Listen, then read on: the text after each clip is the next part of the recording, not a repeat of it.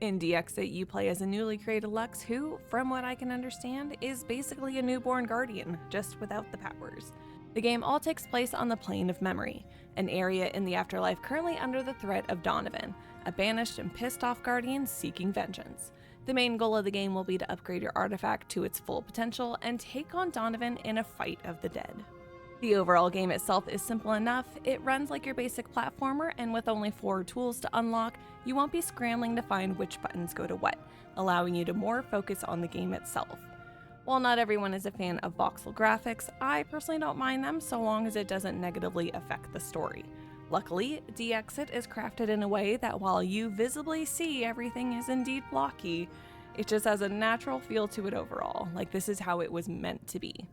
Even the cutscenes provide their fair share of emotion and suspense while looking delightfully square. Add on a bigger than pixel cinematic soundtrack and you'll sink into each and every environment the game offers you as you make your way to saving the plane. While the game is clean and well done, there are a few things here and there that, while they're not game breaking, they do become quite noticeable as the game progresses. When playing on the PS4, the biggest issue you'll run into will be small freezes that happen every time the game tries to autosave. While the freezes aren't anything too crazy, they are long enough to notice and for you to mummer a small oh no, but thankfully fix themselves before you can say oh crap. And while this isn't a new issue for PS4 games to have, there are times when the freeze happens and it messes up the pacing of the game, which is never a good thing. I don't put this to any fault of anyone, it's just simply something you'll deal with when playing on PS4 nowadays. Do take mind though that this issue does not exist on PS5. With an adventure game like this, where there are new scenes popping up pretty often and boss sequences taking place in each chapter, the autosave system will either deem you worthy of assistance or laugh at your pain. When the game will actually autosave is quite varied. There are moments when it does so right before a boss, and other times when it does it much earlier. Without a way to manually save the game, there's no way to guarantee your progress, and if you pick up any collectibles, you run the risk of actually missing them or other key items if you need to exit the game or reload your save for any reason. I will say though that as far as achievements are concerned, the autosave is very forgiving in regards to the sections that you only get one shot to complete the requirements for. Meaning that while you shouldn't be able to restart the Panther fight in Chapter 3 to get the Patience is a Virtue achievement, you can because the autosave points happen right before the fight and right after, leaving the actual encounter open to be replayed if needed.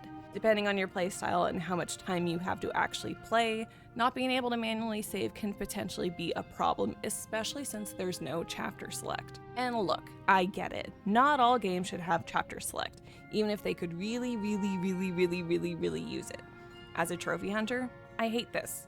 As a gamer who enjoys a decent challenge, I appreciate the requirement to do everything in one go. With 21 missable achievements, not having chapter select can turn what would be an 8-hour platinum into a good 20-hour plus. You'll really need to be careful to make sure you don't miss anything, and even those who aren't going for the achievements. Going for full game completion requires you to find all of the collectibles in one go as well, and missing even just one will require a new playthrough to get. Thankfully, DXit is not too long of a game, and if you need to replay it for any reason, it shouldn't cause too much of a headache to get through again. As is standard with 3D platformers like this, you can be expected to find some puzzles along your adventure. DXit is no different, and while there will be plenty to do, they aren't too taxing to figure out, and if they are for any reason, help is right there waiting for you to ask. There is no time limit to complete any of the chapters, outside of the chase sequences of course, so you can take your time and complete each part at your own pace. As far as the pacing itself goes, the puzzles make sense and don't feel out of place or just randomly added for kicks and giggles, which adds a sense of reward upon completing them. This is much preferred over constantly having to complete little brain teasers in adventure games like this and feel like you're not getting anything in return. It's a very love-hate relationship we puzzle lovers have with games. One of the key marketing terms used to describe DXit has been that it's a cinematic adventure, and they were not kidding. There were a few points along the way where I actually mumbled about how the game had no business being so dramatic, because again, you look at it and you just expect a silly little platformer. But it's not only darker, but a lot deeper than just those blocky graphics you see. The story can be a little confusing in a few spots, especially when an NPC is explaining what's going on. But in all fairness, that just might be my attention span or lack thereof. But the actual gameplay sections do a pretty good job of getting you back on the right track and help you understand what it is you're actually doing. Even after playing the game more than a handful of times, there are some parts that I'm still unsure about, but I kinda like it that way. Knowing everything is not imperative to enjoying the game, so if you do get a little lost here or there, it doesn't ruin the experience. At the end of the day, De-Exit is a delightful indie that offers a challenging experience without requiring you to pull out your hair. For those who enjoy scores, I'm going to go ahead and give this game a 7 out of 10, with top shouts going to the soundtrack and overall ease of play.